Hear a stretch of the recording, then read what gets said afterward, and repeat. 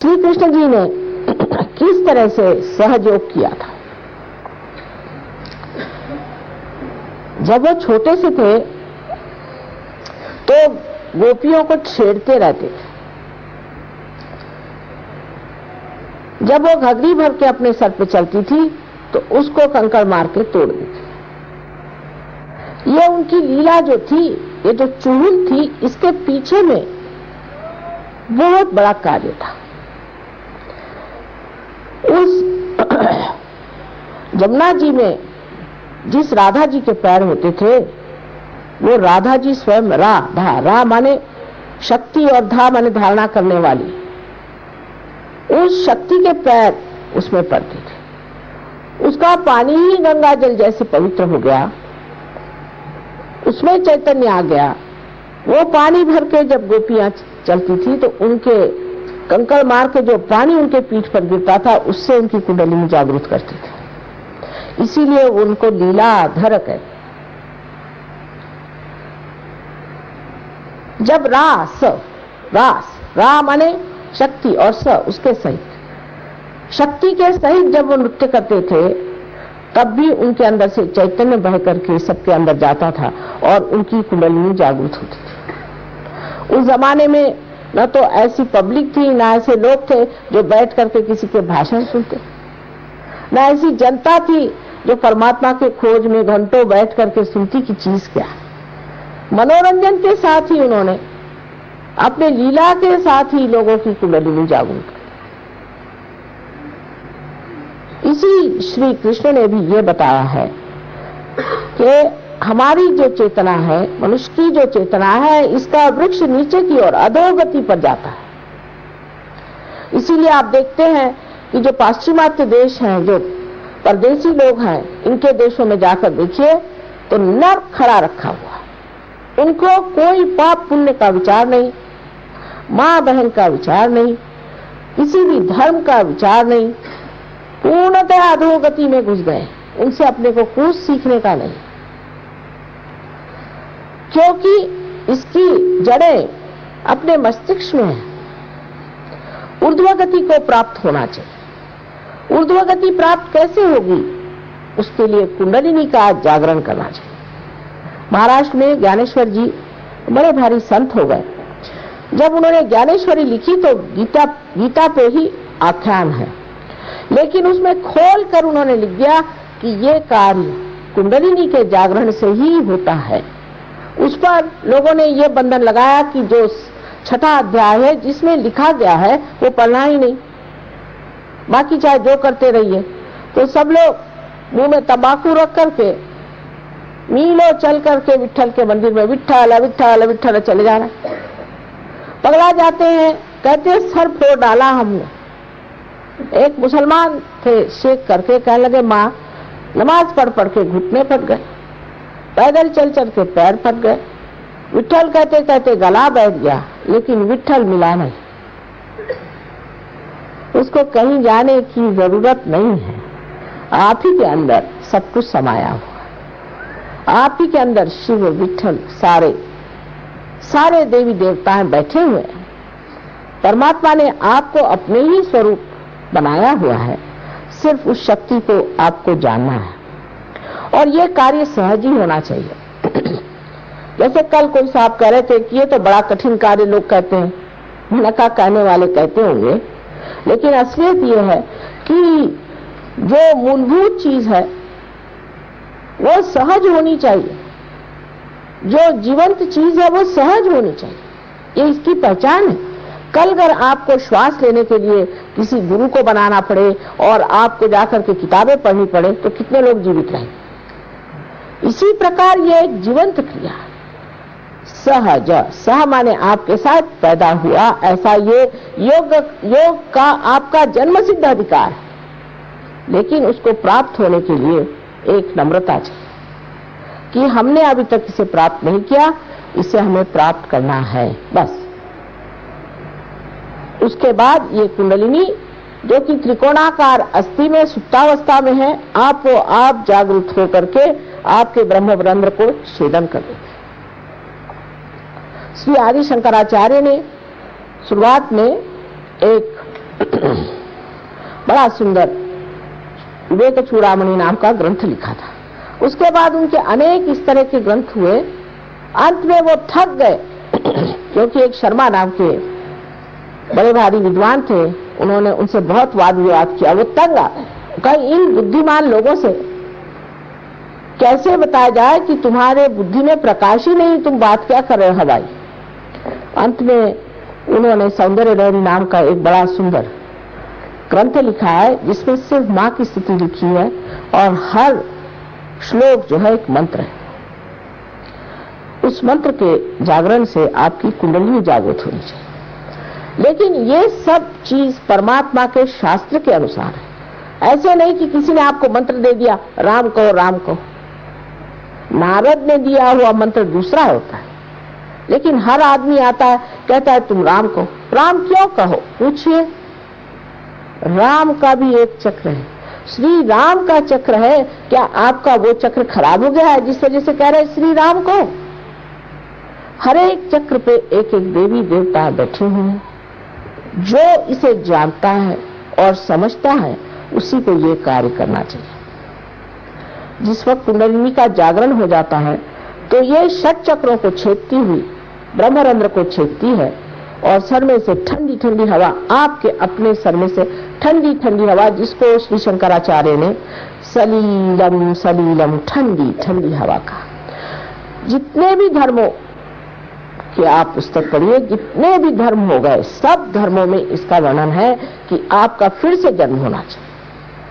ब्राह्मण को भी द्विजय कहा गया है, माने जिसका फिर से जन्म हुआ, माने कोई झूठ मूठ का जन्म नहीं होता है, असलियत का जन्म।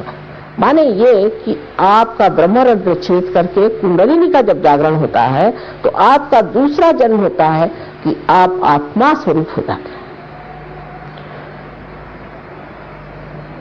इस जीव का शिव से जब योग घटित होगा तभी वो योग होता है। वो कुछ कहने से कि हम योगी हैं, आप योगी नहीं हो जाते। आप योगी हैं तो आपके अंदर शक्ति क्या है?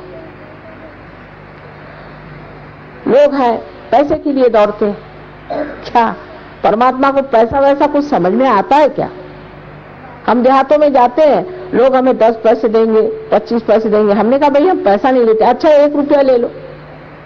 उनकी समझ में नहीं आता है कि परमात्मा का पैसे से कोई संबंध नहीं है। आप पृथ्वी माता को अगर पैसा दे तो तब क्या वो बीज उगाती है? वो तो अपने स्वभाव से ही उस कार्य को करती है, उसका कोई लेना देना बनता नहीं। ये उसका स्वभाव, जिस स्वभाव में वो बैठी हुई है उसी स्वभाव से कार्यान्वित है। क्या आप सूर्य कुछ पैसा चढ़ाए तो क्या सूर्य को पैसा लेना आता है? वो अपने स्वभाव से कार्यान्वित है। इसी प्रकार कुंडलिनी का जागरण भी हमारे स्वभाव से ही होता है, उसमें आपका हमारा देना लेना नहीं बनता। आपकी जो शक्ति है वो आपके पास है, उसको निहित अवस्था में रखा हुआ है और अब उसको जागृत अवस्था में लाना है। बस ये सीधा सरल कार्य है, वो कोई कठिन काम है। जब कुंडलिनी का जागरण होता है तो जब वो 6 चक्रों में से गुजरती है तो इन्हीं चक्रों में से ये सूक्ष्म चक्र हमारे अंदर में है। ये जब जागृत हो जाते हैं, इनके अंदर जब देवताएं जागृत हो जाते हैं तो सबसे पहले हमारी तंदुरुस्ती ठीक हो जाती है। अब बहुत से लोग हैं, उनके ये गुरु है वो गुरु है, तंदुरुस्ती इतनी खराब, मेरे पास आते ठीक होने की। मैंने कहा भाई एक माँ की दृष्टि से मैं पूछती हूँ कि तुमने गुरु रख छोड़े तो किस दिन के लिए? कम से कम तुम्हारी तंदुरुस्ती तो अच्छी रखे। माँ तो यही कहेगी होंगे गुरु होंगे, लेकिन क्या उन्होंने तुम्हें क्या फायदा किया? और कहा गया है नानक साहब ने कि जो साहिब से मिली है, जो साहिब से मिला है वही सदगुरु है। और सारी बातें करने से फायदा क्या? सिर्फ बातें करते रहते हैं। बात करने से कोई पेट भर सकता है या बात करने से क्या आत्मा प्राप्त हो सकता है? ये तो कृति है जिसे करना चाहिए। और जब तक ये कृति घटित नहीं होती तब तक आपको भी अंधता से नहीं चलना चाहिए। हमारे देश में 2 तरह के लोग मैंने देखे, एक तो अंधता में फंसे हुए हैं और एक तो बिल्कुल ही उद्दामता में।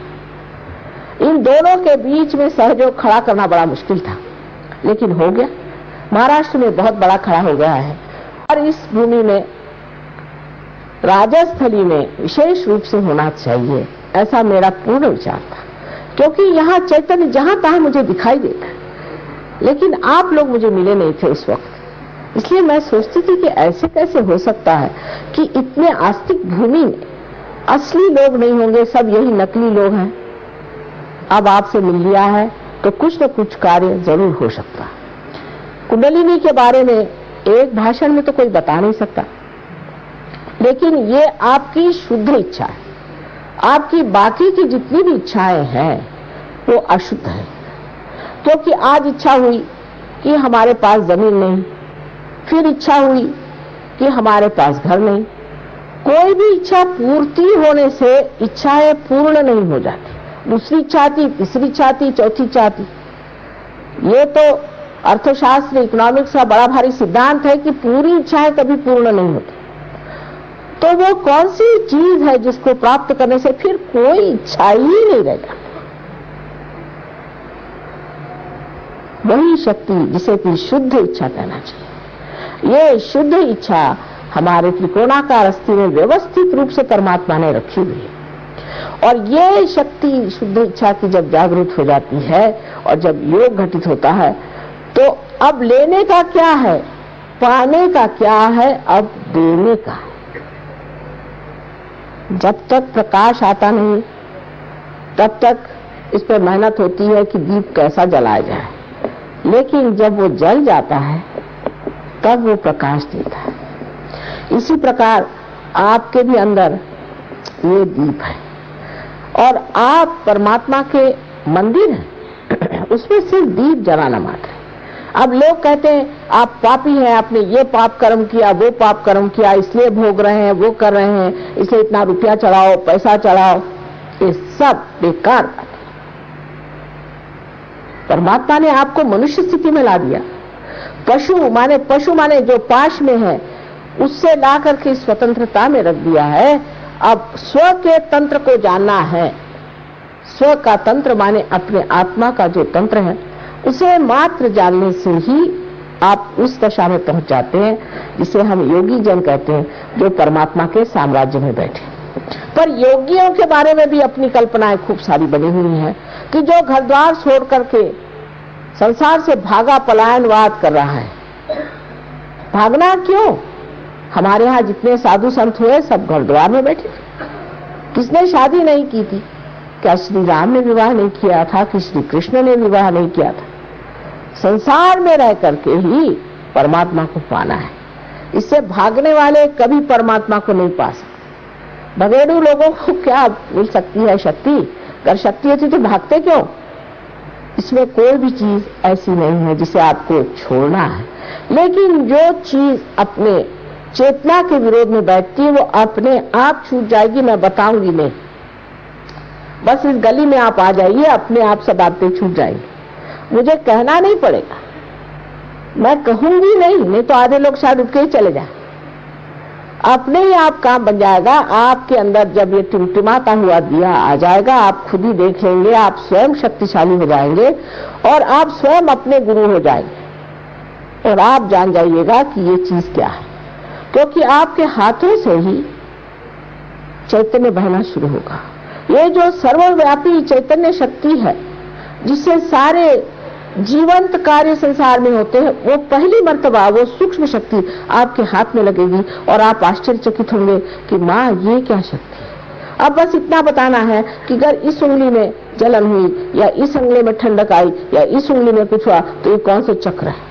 इस तरह से 5, 6 और 7 चक्र हमारे अंदर जो है वो इस हाथ में और इस हाथ में, इधर भावना और इच्छाएं और इधर शरीर और बुद्धि, जिसको कि हम कहते हैं कि कार्य शक्ति। तो इधर जो है इच्छा शक्ति है और इधर कार्य शक्ति। ये दोनों शक्तियां के बीच में जो शक्ति है वो धर्म शक्ति है। इसका ये मतलब नहीं धर्म शक्ति का कि आप ढकोसलेबाजी करें। धर्म जो है वो हमारे अंदर का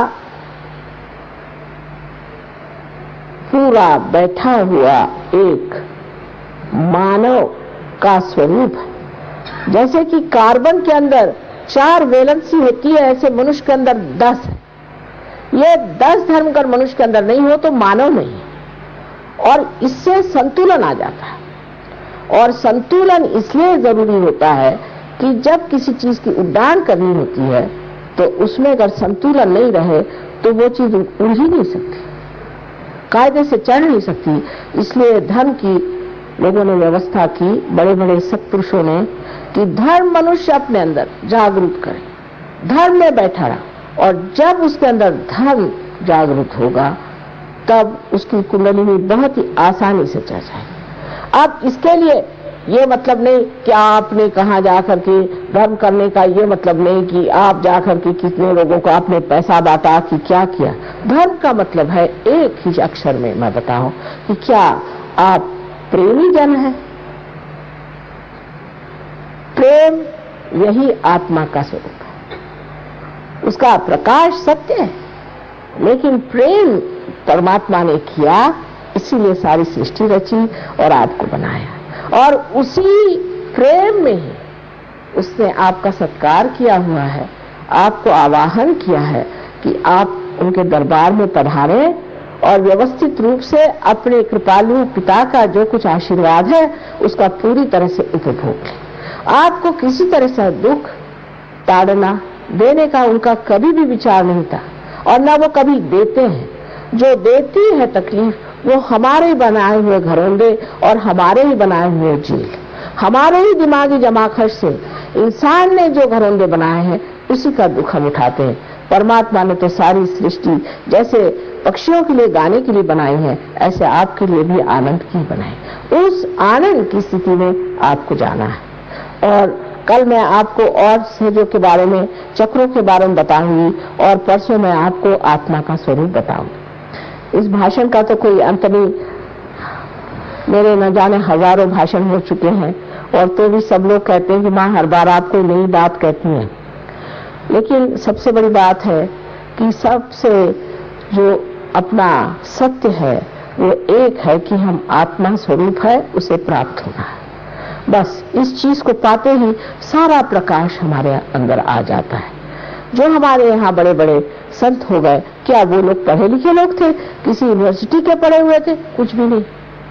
उन्होंने कुछ पढ़ा नहीं था, लेकिन सारा कुछ उनके अंदर स्थित था, क्योंकि उनके सुकृत ऐसे थे, पूर्व जन्म के सुकृत थे, जो सारे सुकृत प्रकाशित हो गए थे, इसलिए इतने ज्ञानी लोग थे।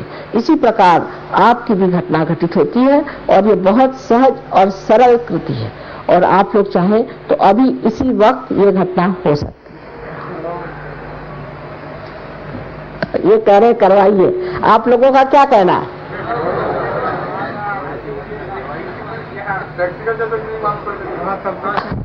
हाँ हाँ, प्रत्यक्ष ही होना है।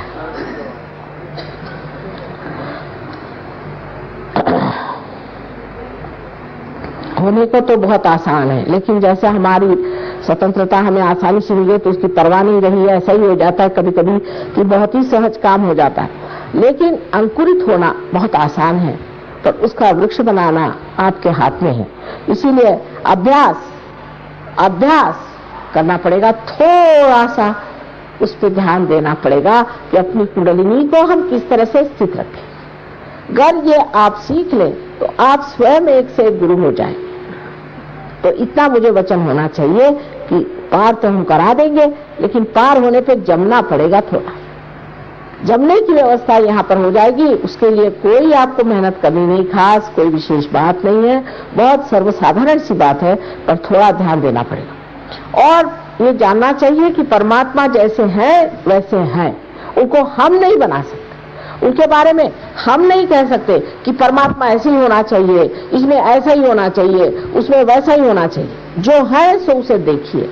जैसे कि एक साइंस का आदमी होता है, वो आंख खोल करके देखता है कि आगे क्या चीज है, इसी प्रकार परमात्मा को भी देख कर जानिए। ये नहीं कि हमारे बाप दादों ने कहा, हमने फलानी किताब में पढ़ा, ये बात नहीं। जो सत्य है उसका प्रत्यक्ष होना चाहिए।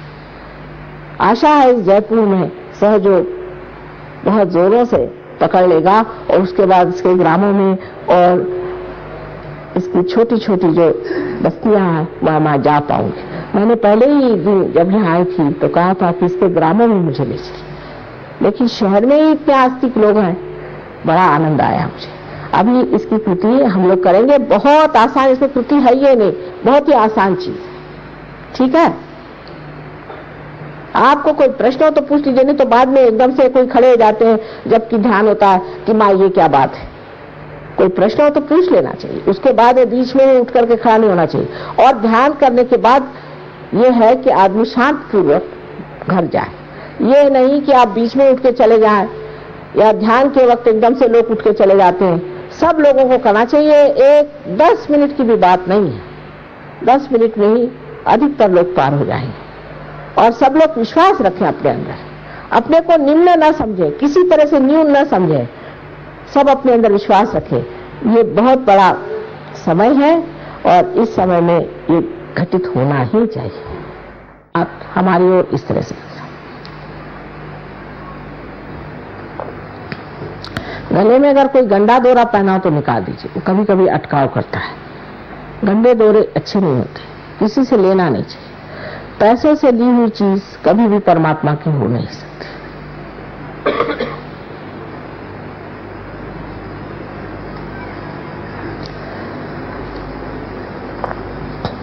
अब मैं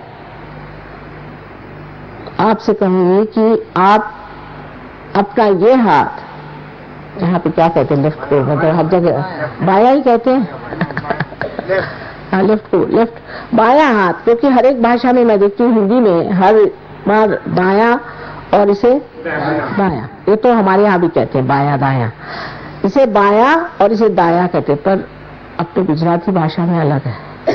ये बाया हाथ हमारी ओर करें और दाया हाथ जो है उसे जमीन पर रख दें, जमीन पर, इस पृथ्वी पर, इस पृथ्वी मां। अब श्री गणेश जी को स्मरण करना चाहिए, क्योंकि कोई भी कार्य करने से पहले उनको स्मरण करना बहुत जरूरी है। श्री गणेश जी को स्मरण करके आप बाया हाथ मेरी ओर और दाया हाथ जमीन पर रख दीजिए। सब लोग इत्मीनान से पहले बैठ जाएं। पृथ्वी मां का बड़ा हमारे ऊपर उपकार है, विशेषकर इस भारत भूमि का।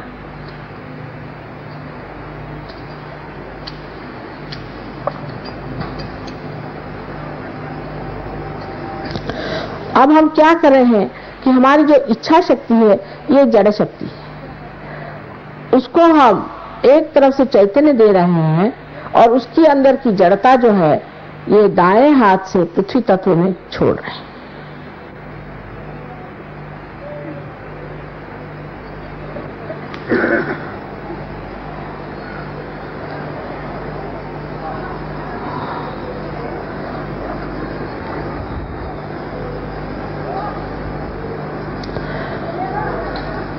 अब ये दाया हाथ हमारे ओर करें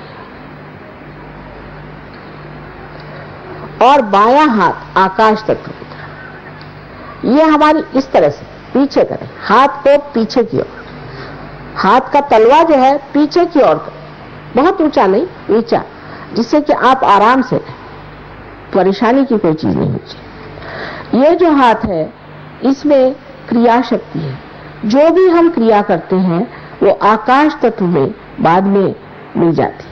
उससे जो हमारे अंदर अहंकार आदि दोष होते हैं वो आकाश तत्व में घूम जाने चाहिए। इसलिए इसे आकाश की ओर हम अग्रसर करते हैं।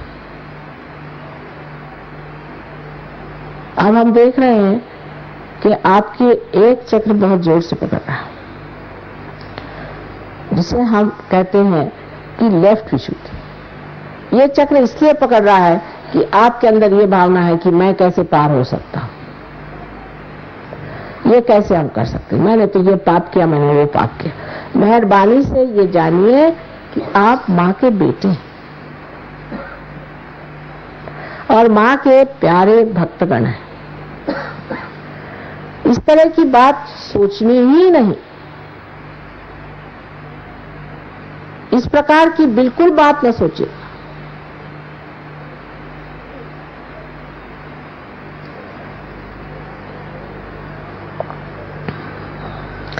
अब आप लोगों को एक दोनों हाथ इस तरह से कर लेना चाहिए और मैं दिखाती हूं आपको कि किस तरह से आप अपनी कुंडलिनी स्वयं जागृत कर सकते हैं। बहुत आसान है। अब हमने संतुलन स्थापित कर लिया, बहुत से लोगों के अभी ठंडक ठंडक हाथ में आ रही है। आइए आइए अभी। अब देखिए कि इस बाईं ओर, क्योंकि हमारी इच्छा शक्ति है, इसके चक्रों को हमें इस दाएं हाथ से छूना है। सो ये किस तरह से? बहुत आसान। हृदय में हमारे आत्मा का वास है। मैं आपको बताऊंगी एक के बाद एक। उसके बाद पेट के ऊपरी हिस्से में गुरु का तत्व है। उसके निचले हिस्से में शुद्ध विद्या का तत्व है। फिर ऊपर जाते वक्त इसी प्रकार जब आप यहां पर आ जाते हैं, ये विशुद्धि का चक्र श्री कृष्ण का है। सब सृष्टि उनके लिए लीलामय है। तो हम किस चीज का रोना लेकर बैठे हैं? जब सब चीज एक लीला है और हम उसके सिर्फ साक्षी मात्र हैं, तो क्यों हम अपने को नीचे गिरा के देखते हैं कि हमने ये दुख दिया है और हम ऐसे पापी हैं और हम ऐसे खराब हैं? ये चक्र यहाँ इस तरह से पकड़ना होगा।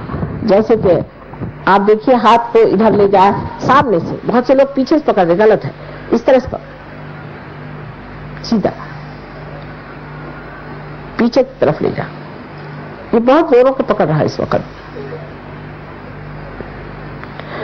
उसके बाद ये हाथ अपने माथे पर इस तरह से, जैसे हमें सर में दर्द होता है इस तरह से पकड़ना है, ये वाला इस हाथ से। और फिर ये हाथ पीछे की तरफ इस तरह से ले जाके, ये आज्ञा चक्र के दो अंग है, एक सामने और एक पीछे, इस तरह से सर को पकड़ लेना। उसके बाद ये हाथ जो है, इसको यहाँ पर ब्रह्मरंध्र पे इस तरह से, ये जो तलवा है इसको खींच करके बराबर बीचों बीच, ये सहस्त्रार है हमारा, ये हमारा सहस्त्रार है। उसके ब्रह्मरंध्र पे, माने यहाँ जहाँ तालू है, जो बचपन में आपके यहाँ नरम सी हड्डी थी, उस जगह पर बराबर ये चीज लगा के दबा कर, और इसे इस तरह से 7 बार सिर्फ घुमाना है दबाकर, इससे कि सर की जो त्वचा है वो घूमेगी। 7 बार घुमाना है। अब आप लोग आंख बंद कर लीजिए। कृपया आंख नहीं खोलना, क्योंकि चित्त जो है, जैसे हमारी शॉल है, इस तरह का चित्त अंदर फैला हुआ है, और जब कुंडलिनी चढ़ती है तो चित्त जैसे खिंच जाता है अंदर। इसलिए चाहिए कि आंखें बंद हो जाएं, और जिस वक्त ये भेदन हो जाता है तो इस चित्त के अंदर प्रकाश आ जाता है। आत्मा का स्थान हृदय में है, लेकिन सदाशिव का स्थान यहाँ सर पे है। जिस वक्त उनके चरण छू जाते हैं कुंडलिनी से, तो आत्मा जागृत होकर के हमारे यहाँ से ठंडी ठंडी हवा आने लग जाती है, और हाथ से भी ठंडी ठंडी हवा आने लगती है। अपने पे पहले विश्वास रखें, पूर्ण आत्मविश्वास से काम होने वाला है।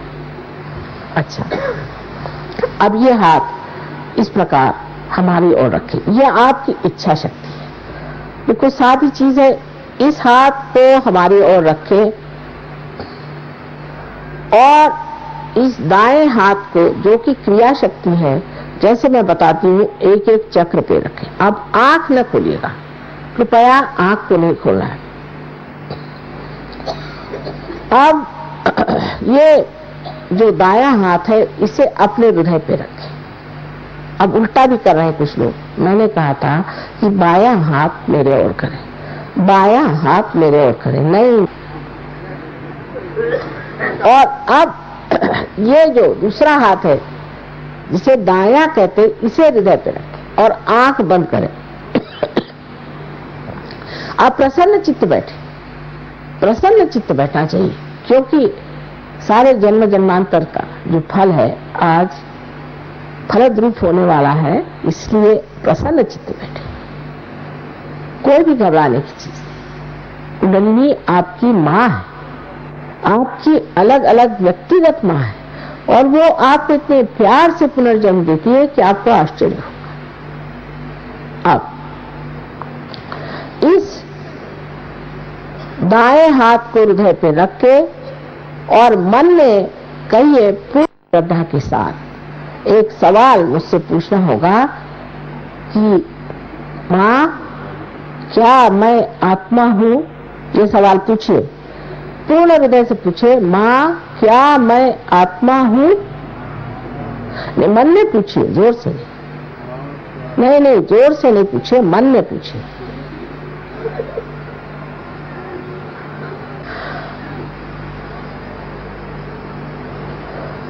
इसी के साथ दूसरा सवाल आ जाता है, जो कि आप पेट के ऊपरी हिस्से में बाईं ओर अपना हाथ रखें या उंगलियां दबाकर रखें, बाईं ओर। दायां। अब दूसरा सवाल ये पूछिए आप अपने से, मां क्या मैं अपना गुरु हूं? मां मैं क्या स्वयं का गुरु हूं? अगर आप आत्मा है तो दूसरा सवाल उसके साथ ही चलता है। पूछिए, 3 बार पूछिए पूर्ण विश्वास के साथ।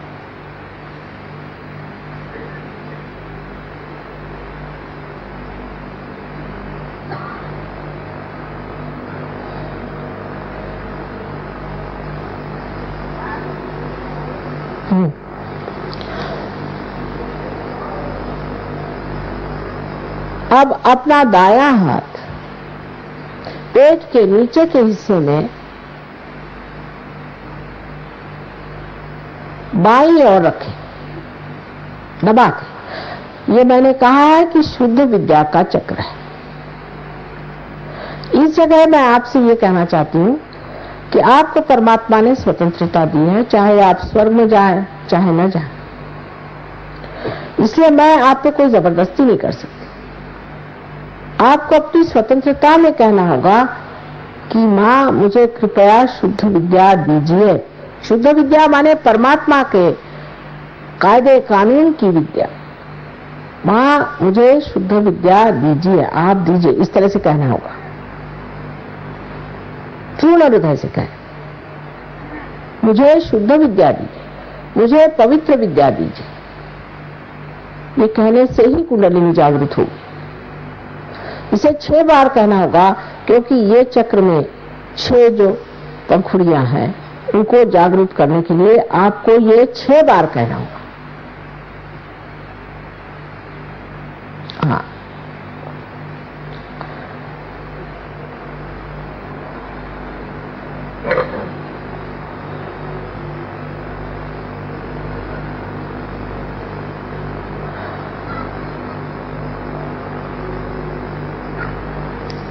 अब कुंडलिनी का जागरण भी हो गया तो भी उनके चक्रों को पूरे खोले बगैर वो ऊपर चढ़ नहीं सकती हैं। इसलिए ये जो दायां हाथ है इसे उठा करके पेट के ऊपरी हिस्से में बाईं ओर फिर से रखा जाए, जहां गुरु का तत्व है, और दबाया जाए। इस जगह क्योंकि ये गुरु का तत्व है, आपको पूर्ण विश्वास के साथ कहना होगा कि मां मैं स्वयं का गुरु हूं। ये मानना पड़ेगी बात। ये आप 10 मर्तबा कहिए, मां मैं स्वयं का गुरु हूं। ये 10 मर्तबा कहिए।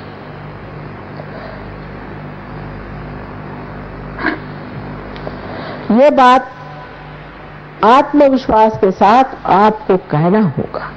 ये गुरु का तत्व अनेक सदगुरुओं ने बनाया हुआ है, विशेषकर 10 महान गुरु जो इस संसार में बार बार जन्म लेते हैं। 10 तत्व जो गुरुत्व के हैं, उन्होंने ये चक्र हमारे अंदर बनाया हुआ है। इसलिए कहना होगा कि मां मैं स्वयं का गुरु हूं। इसे 10 बार कहिए, लेकिन अपने पर पूरा विश्वास रख के कहिएगा।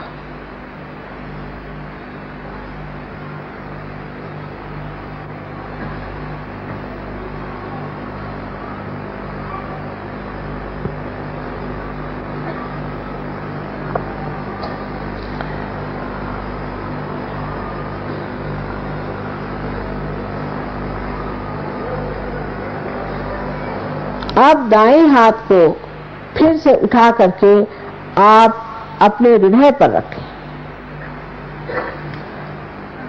अब पूर्ण विश्वास के साथ यहां आपको 12 मर्तबा कहना होगा, मां मैं शुद्ध आत्मा हूं। मां मैं शुद्ध आत्मा हूं। इस प्रकार आपको 12 मर्तबा कहना होगा, क्योंकि हृदय चक्र में 12 पंखुड़ियां हैं।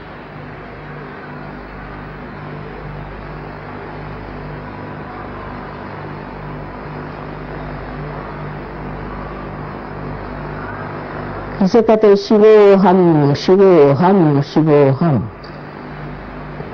मैं शुद्ध आत्मा। पूर्ण आत्मविश्वास के साथ ये बात कहनी चाहिए। एक बात और है कि परमात्मा जो है ये दया के सागर, करुणा के सागर, प्रेम के सागर है ही, लेकिन सबसे अधिक और महत्वपूर्ण क्षमा के सागर है। इसलिए हम ऐसी कोई सी भी नहीं गलती कर सकते जो वो क्षमा नहीं कर सकते। अगर ऐसा कहना कि हम दोषी हैं, हमने ये पाप किया है, तो इसका मतलब है कि आपने उनकी क्षमा की शक्ति का वर्णन नहीं किया। इसलिए आप अपने को पहले क्षमा करें। अब ये जो आपका दायां हाथ है, राइट हैंड है, इसे ठीक से उठा करके, जैसे मैंने दिखाया था, कंधा और गर्दन के बीच में जो कोण होता है वहां जोर से दबा कर पकड़ें और इस जगह आपको कहना होगा पूर्ण आत्मविश्वास के साथ 16 मर्तबा, क्योंकि आप जानते हैं श्री कृष्ण की 16 कलाएं। कहना चाहिए कि मां मैं दोषी नहीं हूं, मां मैंने कोई दोष नहीं, मैं पतित नहीं हूं, मैं पापी नहीं हूं, मैं दोषी नहीं हूं। इस प्रकार 16 मर्तबा पूरे विश्वास के साथ आप कहिए। सामने से हाथ रख, नहीं सामने से हाथ रखिए, सामने से, इनसे भी कह राधे श्याम जी से, सामने से, सामने से। इस तरह से पीछे से हाथ नहीं लेना है, सामने से लीजिए, इस तरह से, ऐसे घुमा के, जनऊ हाथ जिसे कहते हैं, हाँ इस तरह से लीजिए, इसे जनऊ हाथ कहते हैं। उस तरह से जब लाठी घुमाते वक्त जनऊ हाथ आपने देखा होगा, वो जनऊ हाथ। 16 मर्तबा कहिए अपने ऊपर पूर्ण विश्वास रखते हुए। प्रकृति माँ ऐसी हो सकता है क्या? हाँ, प्रकृति माँ मैं दोषी नहीं, उसका कोई विश्लेषण नहीं हो सकता। जो सामान्य है उसी में असामान्य छिपा हुआ है, वो अपने आप कार्यान्वित होता है, सूक्ष्म है वो। हाँ,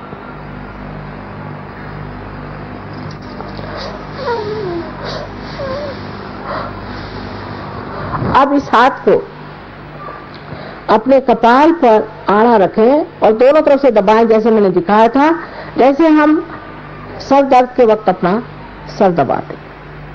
अब यहां पर एक बहुत साधारण सी बात करनी है। इसी हाथ से, दाहिने हाथ से, दाहिने हाथ से। बायां हाथ तो हमारी ओर है ही पूरी समय, दाहिने हाथ से दबाकर पूर्ण हृदय से कहें, कितने बार का मतलब नहीं, कि मां मैंने सबको क्षमा कर दिया, मां मैंने सबको क्षमा कर दिया। अब बहुत से लोग ये कहते हैं कि बड़ा कठिन है कहना मां। अरे भाई, जब तुम क्षमा करते हो या नहीं करते हो, कुछ भी नहीं करते, वास्तविक दोनों ही मिथ्या बात है। लेकिन जब आप ये सोचते हैं कि मैं क्षमा नहीं कर सकता हूं, तो आप दूसरों के हाथ खेलते हैं। इसलिए कृपया कह दीजिए, मां मैंने सबको क्षमा कर दिया, हृदय से कहिए।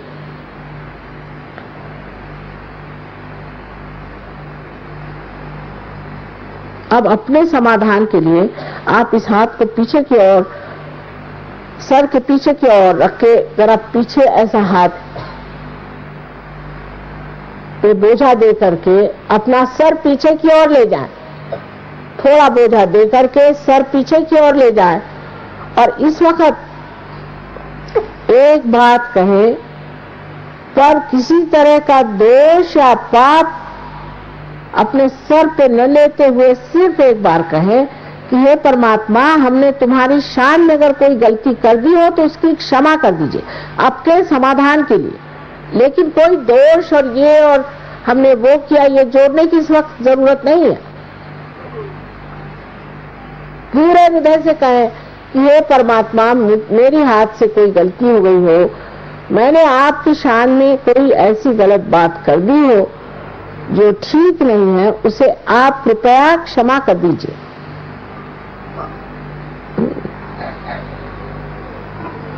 अच्छा,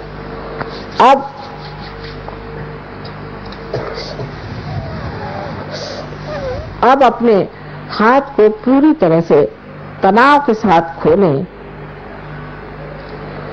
और इस दाहिने हाथ को खोल करके उसका जो तलवा है उसका बीचों बीच का हिस्सा समझ करके और अपने तालू भाग में, जहां बचपन में हड्डी नरम होती है, दबा के रखें, उंगलियां ऊपर की ओर रहें और उस तालू भाग की जो त्वचा है उसे हिलाएं, जोर से दबा के हिलाएं 7 मरतबा। इस वक्त आपको कहना होगा कि माँ हमें आत्म साक्षात्कार दीजिए, मैं जबरदस्ती नहीं कर सकती। 7 मरतबा कहिए।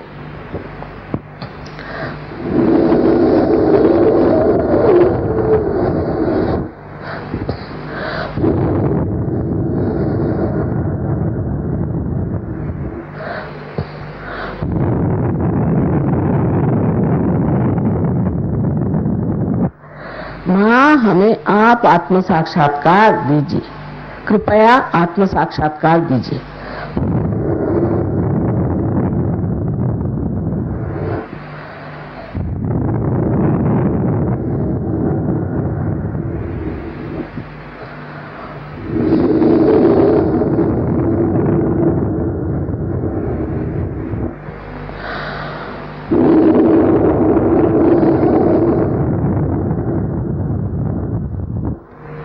अब ये हाथ धीरे से नीचे रख लें, धीरे धीरे आंखें खोलें, मेरी ओर देखें बगैर विचार किए हुए। आप देख सकते हैं एक विचारिता स्थापित है। अब ये हाथ मेरी ओर करें, दाहिना हाथ मेरे ओर करें और बायां हाथ सर के ऊपर, यहाँ पर एक 4 इंच 3 इंच, किसी किसी के तो 6 इंच, इस प्रकार घुमा कर देखें कि कुछ ठंडी हवा तो नहीं आ रही। इस तरह से हाथ रखिए, इस तरह से रखिए, ऐसे नहीं, इस तरह से रखिए। आप ऐसे, आपसे कहीं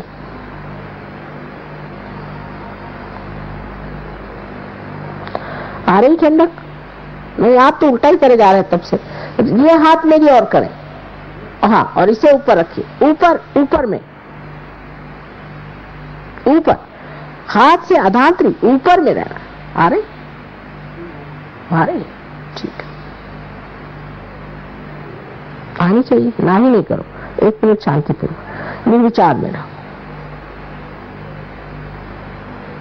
जरा ऊपर करो, आएगी। अब ये हाथ मेरी ओर करें और अब देखिए आ रही ऊपर में।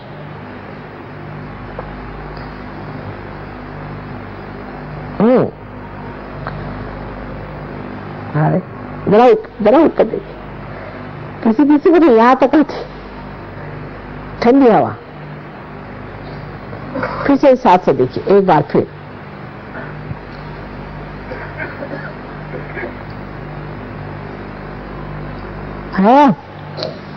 हाँ, चित्त करो, यहाँ पे चित्त रखना है। अपना चित्त यहाँ रखिए, देखिए ठंडक सी हवा आ रही। हाँ, अब ये दोनों हाथ आकाश की ओर करके ये पूछे कि क्या माँ ये परमात्मा की ब्रह्म शक्ति है, ये उनकी क्या प्रेम शक्ति है, क्या यही वो शक्ति है जिससे सारी सृष्टि चलती है?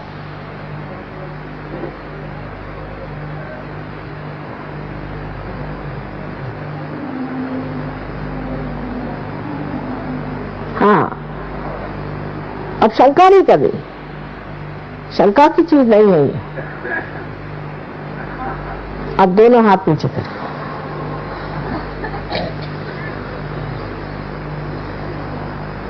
देखिए हाथ में ठंडक आ रही है।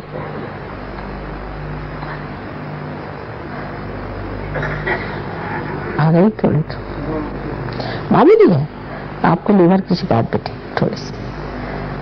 किसी किसी को बहुत आएगी, किसी किसी को थोड़ी आएगी। 3 दिन के अंदर सब लोग ठीक हो जाए, लेकिन श्रद्धा पूर्वक 3 दिन के लिए यहाँ आए। 1 मिनट ठहर जाइए जरा, बीच में से ही जाने की क्या जरूरत है। 1 मिनट बैठ जाइए, सब लोग ध्यान में बैठे, सबका मान कर दीजिए, बैठिए 1 मिनट बैठ जाइए। आपको नहीं हुआ तो नहीं हुआ, दूसरों को तो हो रहा है।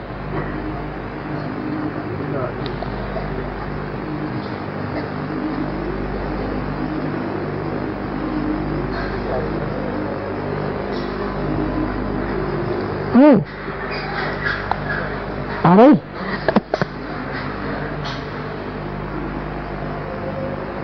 अब किसी किसी को नहीं भी आती है, उसका कारण हो सकता है आपके शरीर में कोई परेशानी होगी, मन में कोई परेशानी होगी, कोई बात नहीं। 3 दिन के अंदर सब चीजें ठीक कर दी। 3 दिन का रहना बहुत जरूरी था। हाँ, इनके बहुत अच्छा आ रहा है, आपके कह रहे हैं, है ना? नहीं, इनके पीछे आपसे ही कह रहे हैं जो आप देख रहे हैं दूसरों आपको। Has you got it, Jesse? This gentleman next to you.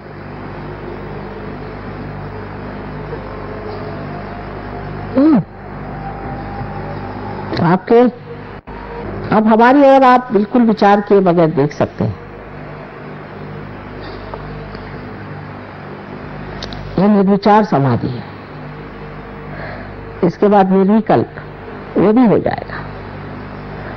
ये शुरुआत एकदम अत्यंत सूक्ष्म तरह से एक बाल की जैसी कुंडलिनी उठती है, जिसे ब्रह्म नाड़ी कहते हैं, उसके अंदर से, और फिर धीरे धीरे खोलते हुए चक्रों को जाती है।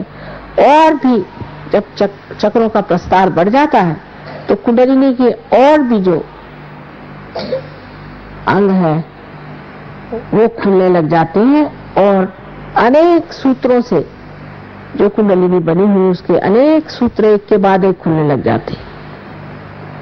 शुरुआत करना चाहिए इसे।